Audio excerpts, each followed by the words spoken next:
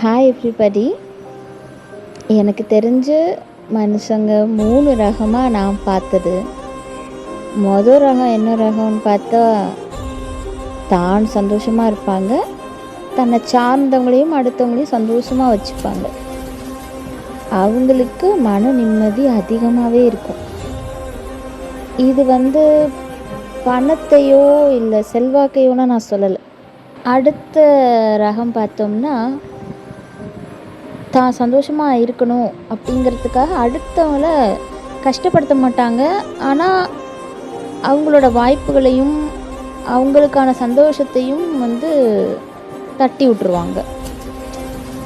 அந்த மாதிரி கேட்டகரி அவங்க பார்த்திங்கன்னா ஒரு 60% நிம்மதியாக இருப்பாங்க.